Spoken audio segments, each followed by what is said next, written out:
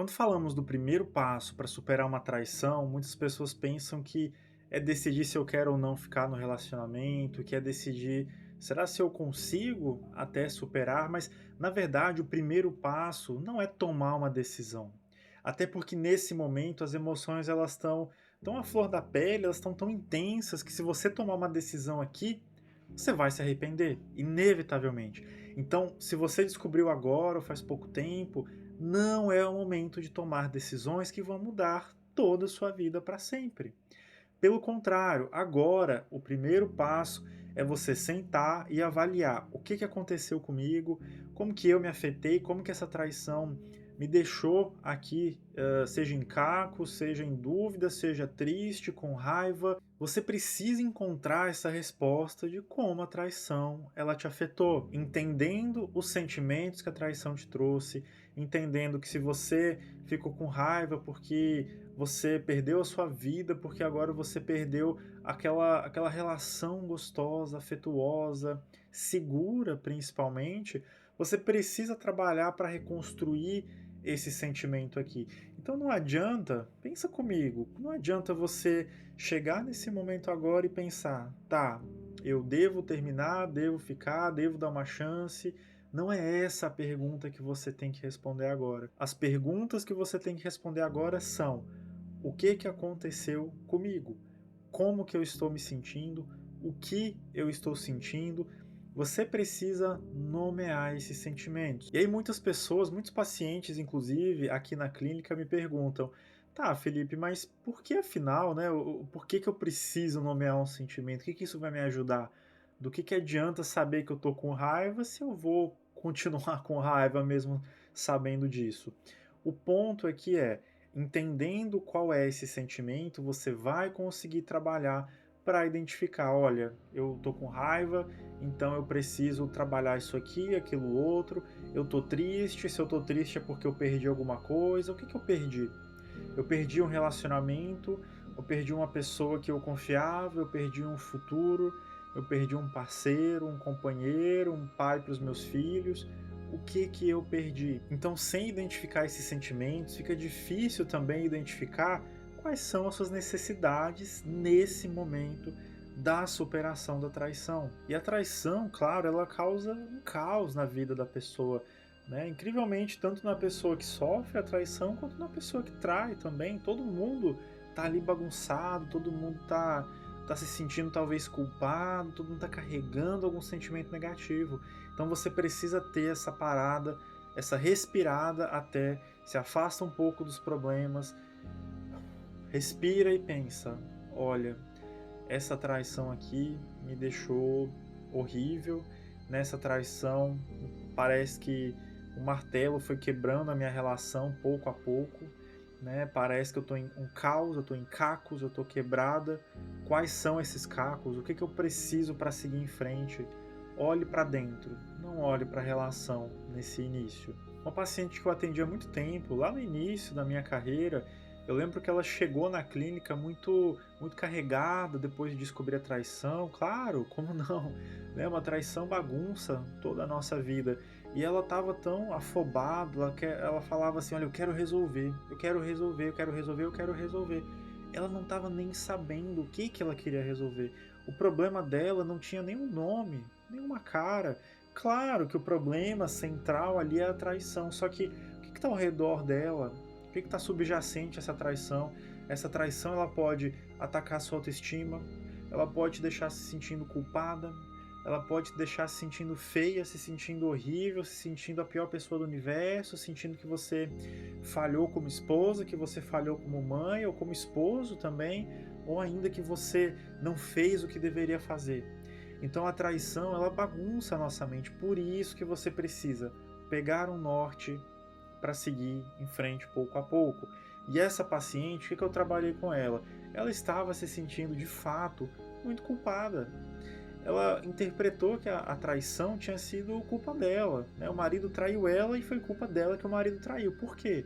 Na cabeça dela, ela pensava assim: calma aí, eu deixei de ter relação, eu me afastei dele, eu fui grossa com ele em alguns momentos, eu não estava conseguindo conversar com ele, nem ter momentos de qualidade.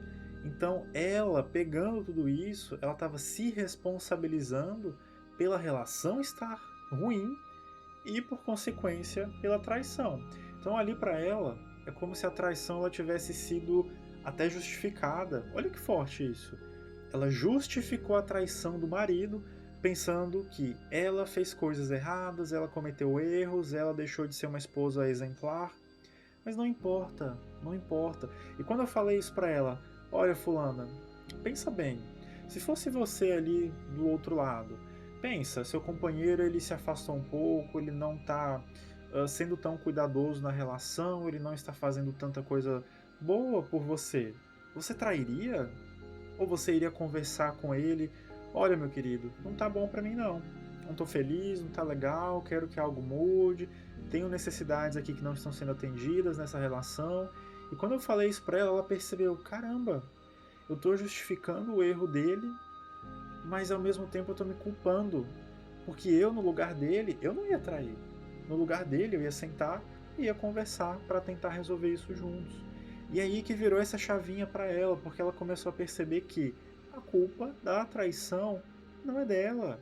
A responsabilidade é apenas, única e exclusivamente, de quem escolhe trair, porque traição é isso, é uma escolha, é uma decisão consciente, consciente. Então ali o sentimento então ali o sentimento que estava passando por ela era o da culpa.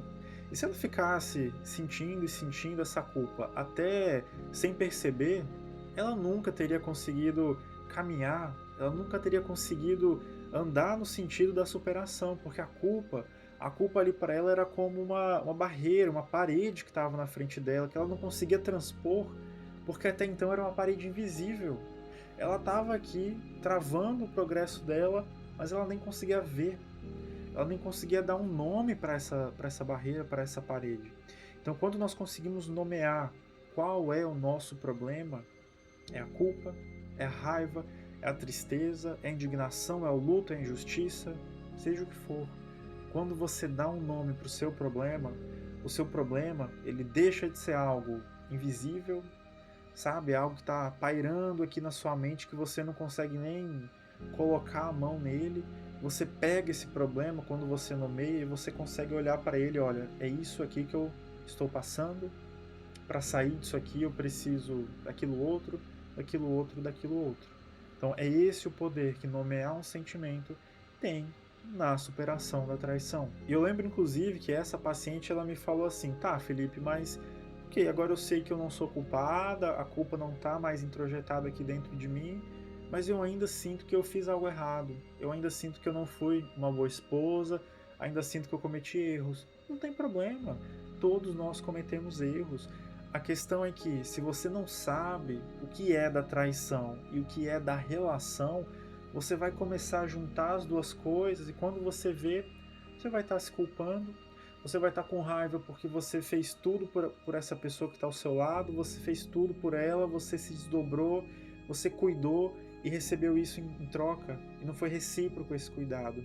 Então, não junte a traição com a relação. Paradoxalmente aqui, para começar a superar, você tem que entender, ok, eu posso ter cometido erros aqui na relação, mas isso não justifica a pessoa ao meu lado ter traído. E para começar nesse exercício, eu quero te fazer uma proposta.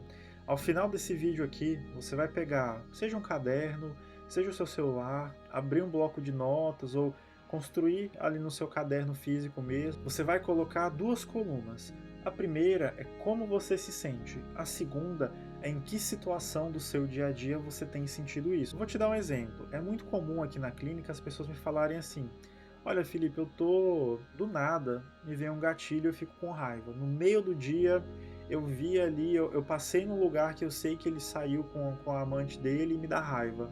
Então coloca ali no seu caderninho, raiva quando eu vejo o lugar que eu sei que ele me traiu, ou raiva quando eu vejo a pessoa, ou raiva quando eu penso nela, ou tristeza quando eu penso no que aconteceu. Então comece a mapear durante o seu dia como você tem se sentido.